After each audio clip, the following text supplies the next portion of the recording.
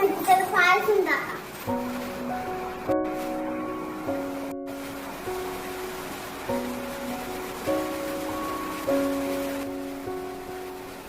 നമുക്കൊന്ന് അരച്ചെടുക്കണം.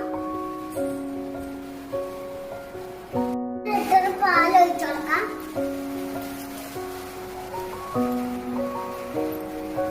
പാല് നല്ല തിളച്ചു വന്നിട്ടുണ്ട്.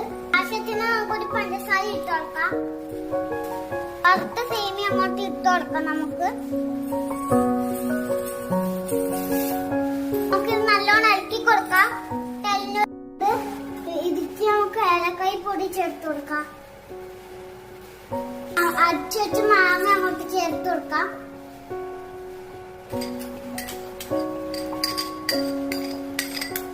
ഇളക്കി കൊടുക്കാം. ഇതിൽ നമുക്ക് മിൽക്ക് ബ്രെഡ് എടുത്തു വെക്കാം. നല്ലോണം ഇളക്കി കൊടുക്കണം. സ്പൂണ് നെയ്യ് ഒഴിച്ചു കൊടുക്കാം.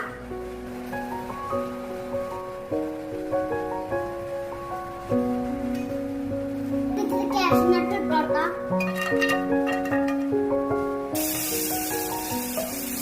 ഇതിൽ മുന്തിരി ഇട്ട് കൊടുക്കാം.